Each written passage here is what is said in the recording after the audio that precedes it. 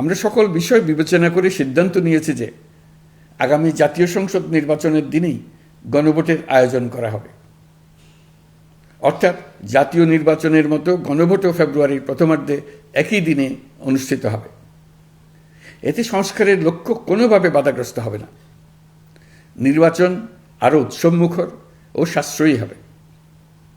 গণভোট অনুষ্ঠানের লক্ষ্যে উপযুক্ত সময়ে প্রয়োজনীয় আইন প্রণয়ন করা হবে। জুলাই সনদের আলোকে আমরা গণভোটের ব্যালটে উপস্থাপনীয় প্রশ্নও নির্ধারণ করেছি। আমি প্রশ্নটি এখন আপনাদের সামনে পাঠ করে শোনাচ্ছি। প্রশ্নটি হবে এরকম: আপনি কি জুলাই জাতীয় সনদ সংবিধান সংস্কার বাস্তবায়ন আদেশ 2025 এবং জুলাই জাতীয় সনদের লিপিবদ্ধ সংবিধান সংস্কার সম্পর্কিত নিম্নলিখিত প্রস্তাবগুলোর প্রতি আপনার সম্মতি জ্ঞাপন করছেন? ক, নির্বাচনকালীন সময়ে তত্ত্বাবধায়ক সরকার, নির্বাচন কমিশন এবং অন্যান্য সাংবিধানিক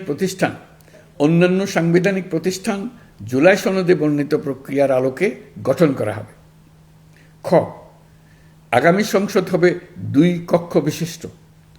জাতীয় সংসদ নির্বাচনে দলগুলোর প্রাপ্ত ভোটের অনুপাতে 100 জন সদস্য বিশিষ্ট একটি উচ্চকক্ষ গঠিত হবে এবং সংবিধান সংশোধন করতে হলে উচ্চকক্ষের সংখ্যাগরিষ্ঠ সদস্যের অনুমোদন দরকার হবে।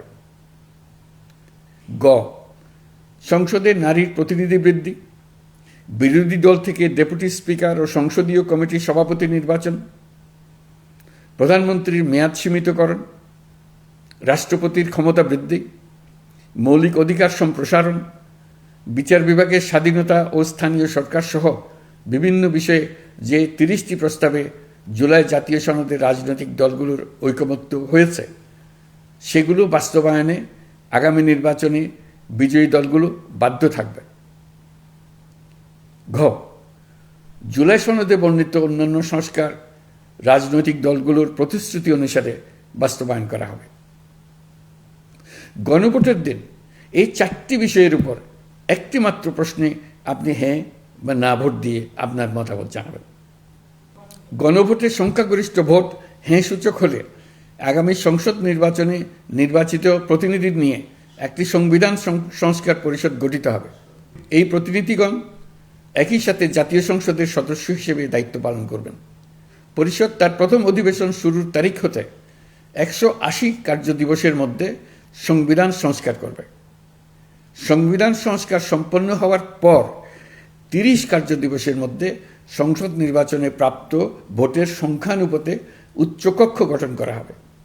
এর মেয়াদ হবে নিম্নকক্ষের শেষ কার্যদিবস পর্যন্ত।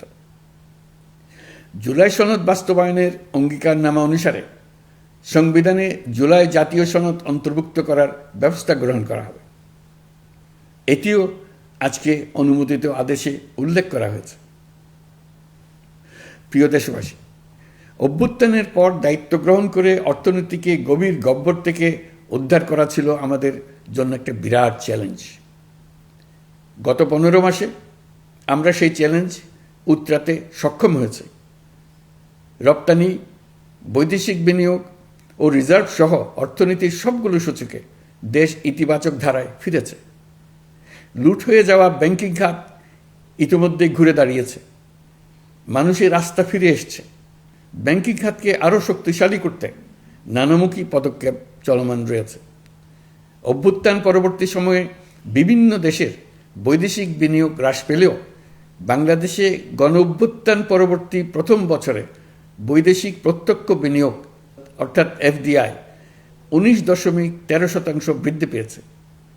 এটি বৈশ্বিক প্রবণতার বিপরীতে এক অনন্য অর্থনৈতিক দৃষ্টান্ত স্থাপন করেছে। আগামী সপ্তাহে ডেনমার্ক ভিত্তিক মায়ার্স গ্রুপের মালিকানাধীন এপিএম টার্মিনালস বিভি এর সঙ্গে লালদিয়া কন্টেইনার টার্মিনাল প্রকল্পে 30 বছরের কনসেশন চুক্তি স্বাক্ষর হতে যাচ্ছে। এই চুক্তির আওতায় ইউরোপীয় এই কোম্পানি $550 মিলিয়ন বিনিয়োগ করবে। এটি এই যাবৎকালে বাংলাদেশে ইউরোপের সর্বোচ্চ একক বিনিয়োগ। লালদিয়া হবে দেশের প্রথম বিশ্বমানের গ্রিন পোর্ট। প্রিয় দেশবাসী, প্রায় ১.৫ যুগ ধরে আমাদের জনগণ ভোটাধিকার থেকে বঞ্চিত ছিলেন। তারা আজ আসন্ন নির্বাচনে তাদের ভোটাধিকার প্রয়োগ করার জন্য উন্মুখ হয়ে আছেন। আগামী ফেব্রুয়ারিতে সুষ্ঠু নির্বাচন অনুষ্ঠানের বিষয়ে অভ্যুত্থানের সপক্ষে রাজনৈতিক দলগুলোকে অবশ্যই ঐক্যবদ্ধ থাকতে হবে। তা না হলে জাতি এক মহাবিপদের সম্মুখীন হবে। এ সম্পর্কে আমি আগেও একাধিকবার আমার আশঙ্কা প্রকাশ করেছি। ফ্যাসিবাদের বিরুদ্ধে 2024-এর জুলাইয়ে মৃত্যুর মুখোমুখি শির উঁচু করে দাঁড়িয়ে দেশবাসী যে ঐক্য গড়ে তুলেছিল, আমরা জীবিতরা যেন অল্প স্বল্প ভিন্নমত ও লঘু বিবাদে জড়িয়ে তার মর্যাদা ক্ষুণ্ণ না করি। 133 শিশু, শত শত তরুণ তরুণী, নারী পুরুষের মৃত্যু, হাজার হাজার মানুষের অঙ্গহানির যে আত্মত্যাগ, সেটিকে আমাদের সম্মান জানাতেই হবে। দেশের আপামর জনগণ সামান্য যা চায় তা হচ্ছে এই অগণিত হতাহতের স্মৃতির প্রতি শ্রদ্ধা জানিয়ে আমরা সবাই যেন ভিন্ন মতের প্রতি সহিষ্ণুতা দেখাই, দলীয় স্বার্থ অতিক্রম করে সম্মিলিত আকাঙ্ক্ষা ও জাতীয় চাওয়াকে ঊর্ধ্বে তুলে ধরি। তাই আমি আশা করি আমাদের এই সিদ্ধান্ত জাতির বৃহত্তর স্বার্থে রাজনৈতিক দলগুলো মেনে নেবে। একটি উৎসবমুখর জাতীয় নির্বাচনের দিকে জাতি এগিয়ে যাবে। এর মাধ্যমে আমরা নতুন বাংলাদেশে প্রবেশ করব। আমরা নতুন বাংলাদেশ গড়ার দ্বার প্রান্তে এসে পৌঁছলাম। মহান আল্লাহ আমাদের সহায় হন।